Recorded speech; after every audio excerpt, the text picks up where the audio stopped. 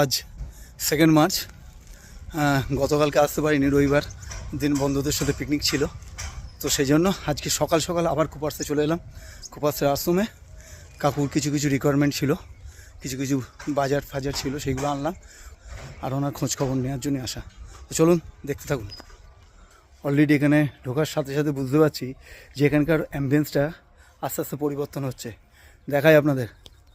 Already এই জমিটা আমি কোদাল আনার আগেই উনি রেডি করে ফেলেছেন। কী দিয়ে করেছেন আমি জানি না, মনে হচ্ছে ঋণী নিয়াইটা দিয়েই করেছেন। আচ্ছা দেখুন, নিজের লোক কেউ না, অথচ দেখুন আমার জন্য পাশে একটা গাছ আছে, সেই গাছের থেকে কুল গাছ থেকে কুল পেড়ে উনি শুকিয়েছেন, আমাকে আচার খাওয়ার পরামর্শ দিয়েছেন। খুব ভালো লাগছে। তো কেমন আছেন? শরীর কীরকম? একদম। চলুন। তো আমার কাছে কিছু কিছু জিনিস চেয়েছিলেন, তো সেই জিনিসগুলো নিয়ে আসলাম। তো দেখুন কী কী চেয়েছিলেন উনি। এই যে সামান্য রিকোয়ারমেন্ট, কিছু সবজি, কিছু মুদিখানা, এই জিনিসগুলো এনেছি। আর এই হাতা খুন্তি এইগুলো চেয়েছিলেন, আর একটা কোদাল চেয়েছিলেন। তো আমি একটা ছোটো দেখে একটা কোদাল এনে দিলাম ওনাকে, যাতে ওনার ধরতে অসুবিধা না হয়। সেই সুন্দর করে গোছানো জায়গাটা, খুব ভালো লাগছে। দোল উৎসব কালকে আর আসা হবে না আমার, তো আজকে যার জন্য মন্দিরে এসে ঠাকুরদের একটু আবির দিয়ে যাই পায়ে, আর কাকুকেও একটুখানি আবির দিয়ে যাবো আজকে।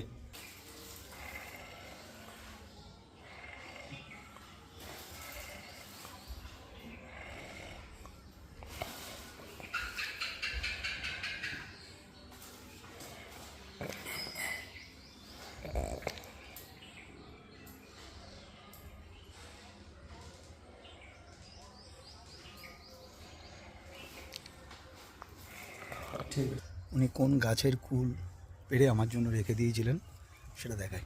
এই দেখুন, এই হচ্ছে সেই গাছটা।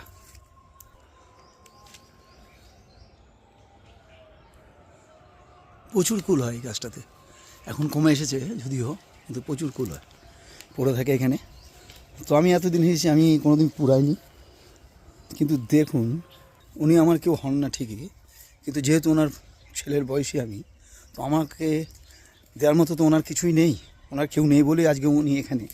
তো উনি সেই জন্য কুলগুলো আমার জন্য রেখে দিয়েছেন, যে বাড়িতে নিয়ে যাব, আমার ফ্যামিলিকে সাথে এইগুলো খাবো, সেই জন্যই উনি রেখে দিয়েছেন।